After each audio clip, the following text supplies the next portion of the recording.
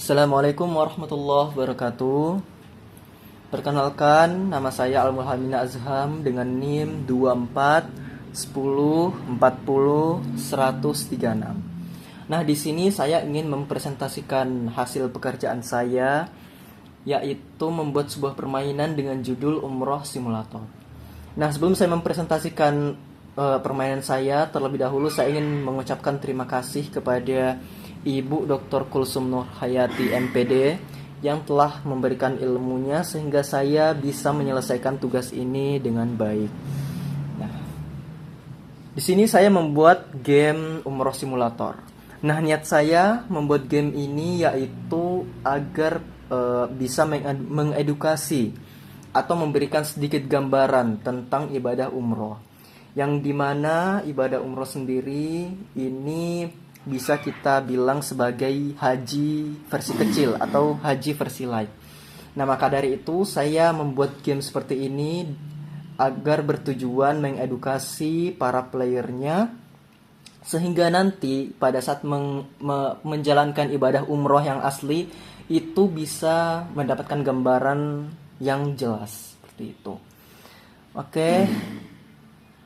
Selanjutnya kita masuk ke tahap persiapan.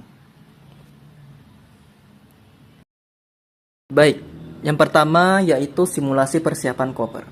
Nah, tentunya sebelum kita melaksanakan ibadah umroh, ini kita harus mempersiapkan diri sekaligus mempersiapkan barang bawaan kita yang wajib atau yang penting seperti itu. Yang pertama, barang wajib yang pertama itu ada kain ihram. Yang dimana kain ihram sendiri ini itu yang akan kita gunakan pada saat menjalankan ibadah umroh. Nah, tanpa kain ihram kita tidak bisa menjalankan ibadah umroh seperti itu.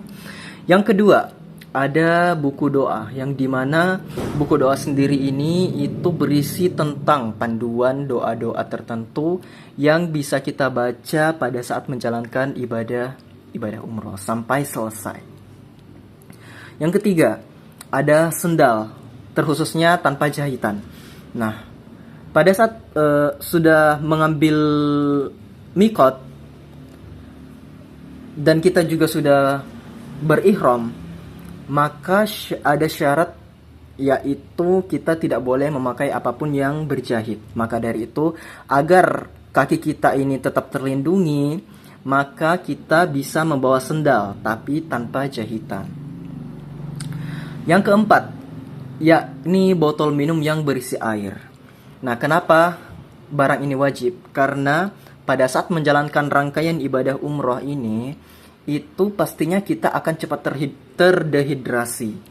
Karena kenapa? Karena pada saat menjalankan rangkaian ibadah umroh ini, itu tentunya kita akan banyak-banyak berjalan.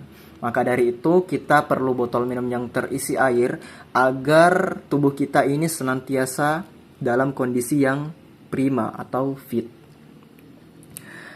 Nah, yang kelima yakni sabun non parfum. Nah, pada saat berihram ini hendaknya juga kita bisa membersihkan badan kita sebelum melaksanakan ibadah umroh. Namun, pada saat berihram, ini ada ketentuan juga bahwa kita tidak boleh memakai wewangian. Maka dari itu, kita bisa menggunakan sabun yang tidak berbahan parfum, agar kita tetap bersih juga saat menjalankan ibadah umroh ini. Terus yang keenam, ada gunting. Nah, gunting ini yang akan kita pakai di rangkaian ibadah umroh yang terakhir, yaitu pada saat tahallul. Maka gunting ini bisa menjadi alat yang wajib kita bawa juga seperti itu. Oke, selanjutnya yang ketujuh yakni paspor dan dokumen-dokumen penting. Nah, pada saat kita di negara asal kita itu, kalau kita ingin ke tanah suci atau ke tanah Arab, itu kita tidak bisa ke sana tanpa menggunakan paspor atau dokumen-dokumen tertentu. Karena kenapa? Karena paspor inilah yang menjadi kunci akses kita agar bisa bepergian ke luar negeri. Maka dari itu paspor dan dokumen-dokumen penting ini sangat dibutuhkan pada saat kita ingin pergi ke tanah Arab dalam melaksanakan ibadah umroh. Terus barang wajib yang terakhir yakni ada obat-obatan pribadi.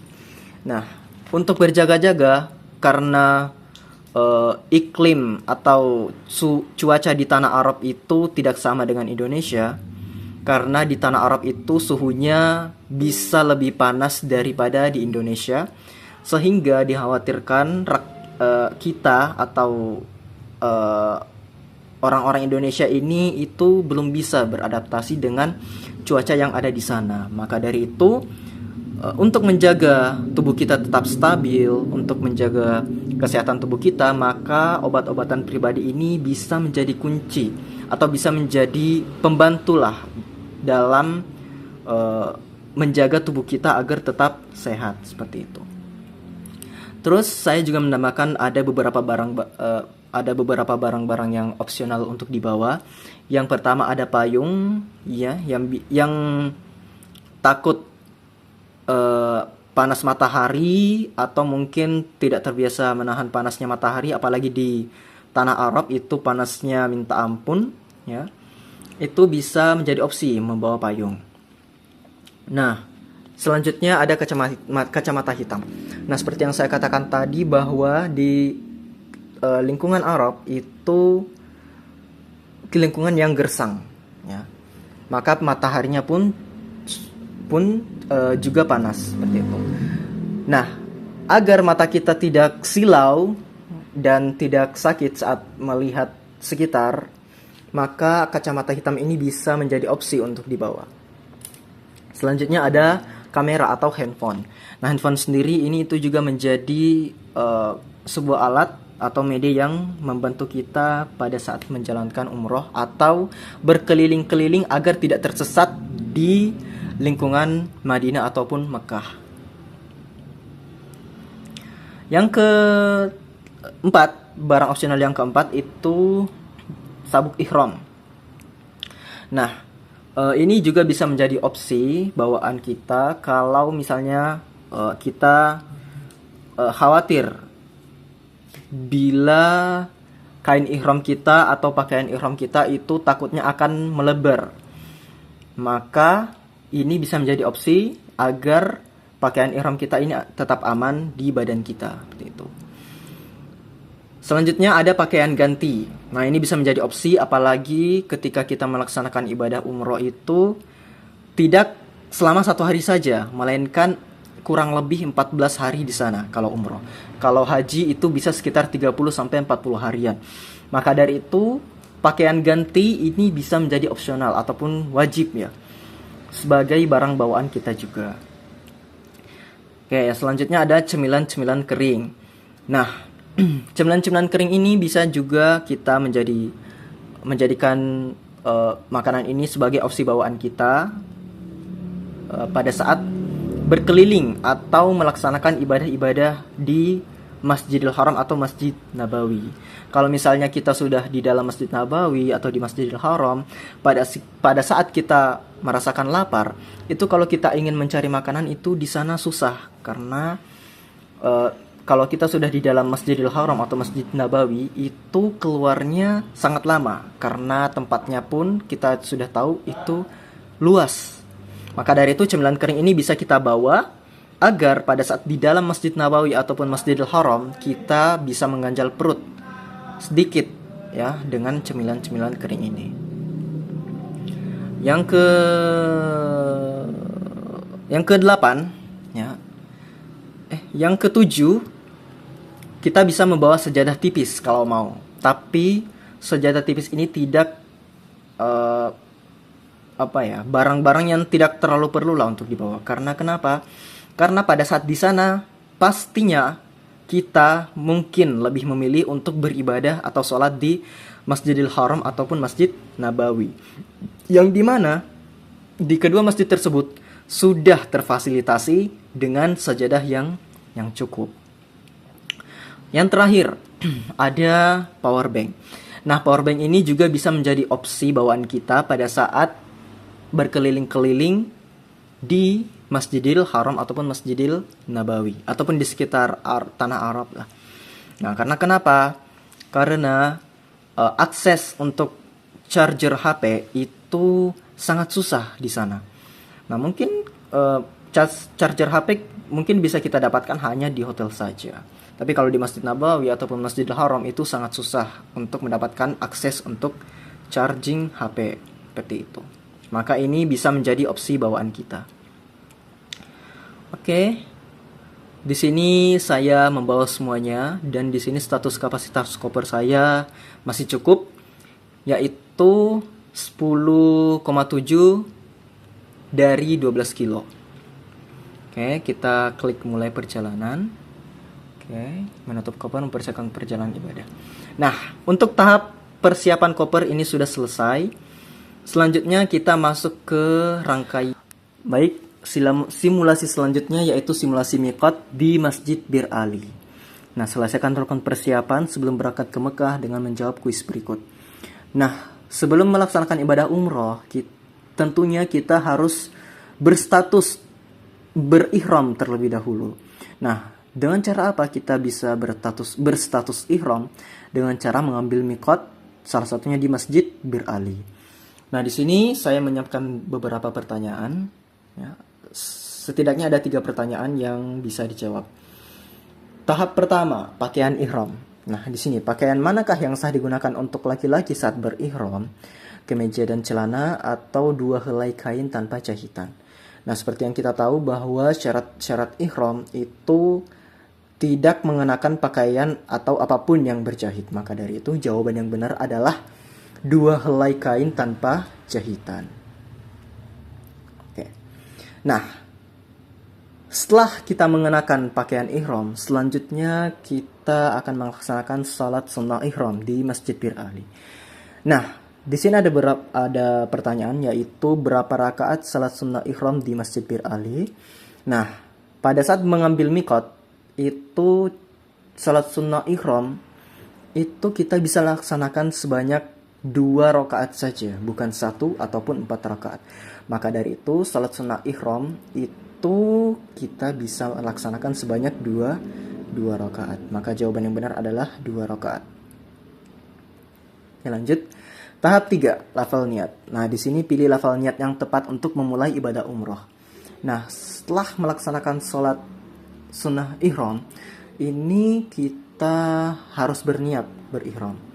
Nah, seperti yang bisa dilihat dari ketiga opsi ini, yang paling menonjolkan kata umroh yaitu opsi yang tengah. Maka niat yang tepat yaitu adalah labbaik Allahumma umrotan.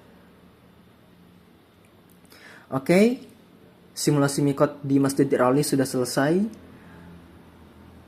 Dan alhamdulillah kita di sini pada saat selesai melaksanakan rangkaian tadi, insya Allah kita sudah sah dalam berihram. Selanjutnya kita akan masuk ke simulasi rangkaian umroh yang pertama, ibadah umroh yang pertama, yaitu tawaf di Masjidil Haram.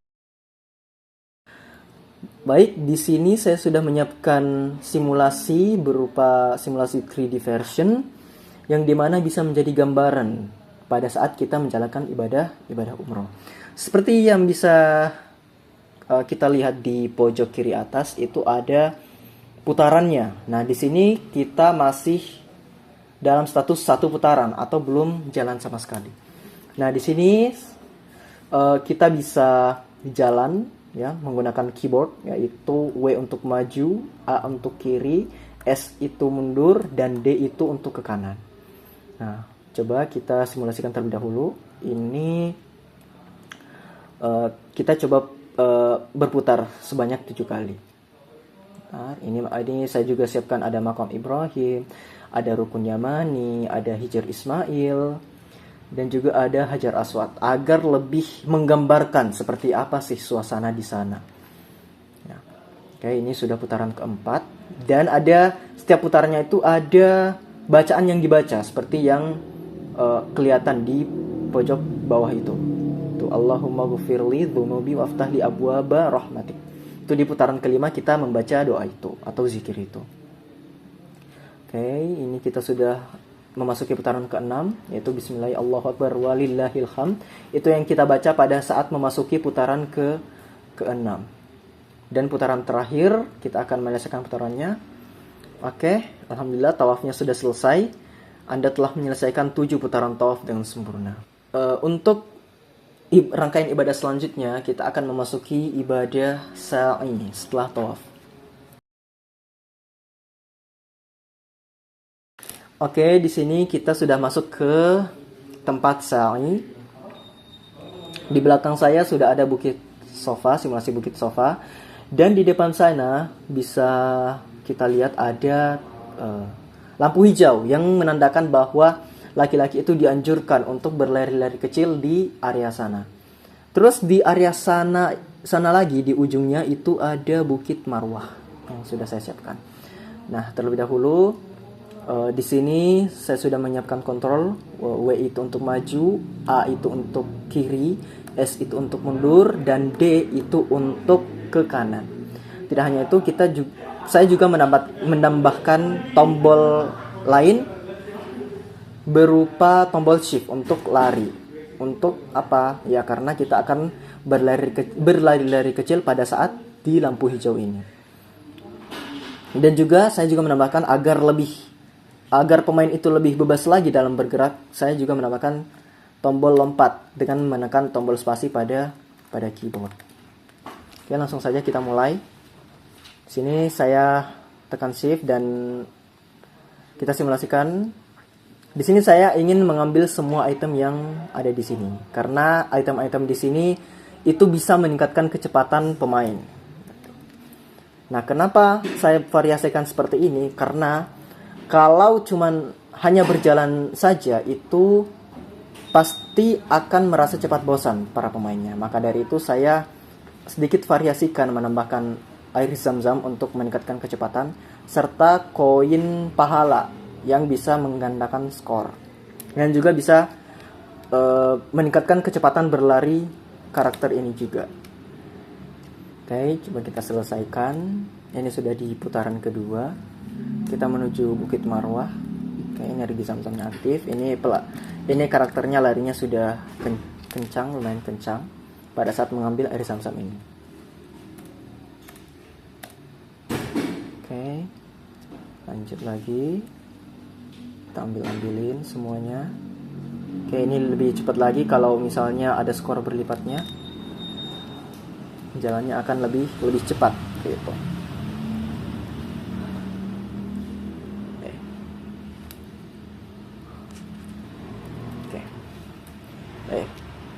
Oke, ini sudah di putaran keempat. Sisa 3 putaran lagi.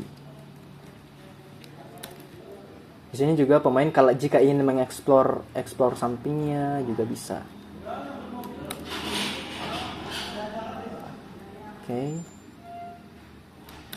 berkah berlipat. Ini berkah berlipat juga ini bisa pemain dapatkan ketika sudah mendapatkan koin dalam jumlah tertentu. Maka efek berkah berlipat ini akan aktif. Nah, efeknya apa? Efeknya juga bisa meningkatkan kecepatan berlari karakter yang dimainkan. Sehingga para pemain ini bisa menyelesaikan sa'i ini dengan cepat. Jadi lebih terasa seperti memainkan game pada umumnya. Seperti itu. Oke, sampai di Marwah. Alhamdulillah. Oke, di sini rangkaian sa'i telah selesai. Total koin pahala yang saya kumpulkan itu adalah 900 koin. Nah, alhamdulillah Anda telah menyelesaikan rukun sa'i sebanyak 7 putaran antara Bukit Sofa dan juga Bukit Marwah. Nah, terakhir rangkaian ibadah umroh terakhir kita masuk ke ibadah tahallul. Oke, di sini kita masuk ke simulasi tahallul, yaitu rukun terakhir umroh ataupun haji. Nah, yaitu apa tahallul? Tahallul ialah memotong rambut jamaah untuk menyelesaikan ibadah haji mereka atau ibadah umroh mereka.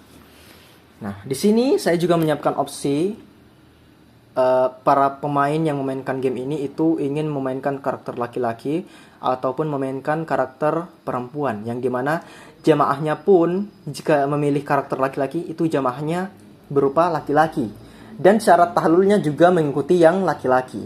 Begitupun sebaliknya, jika pemain memilih karakter perempuan, maka jamaah yang ia potong rambutnya itu ialah jamaah yang perempuan juga.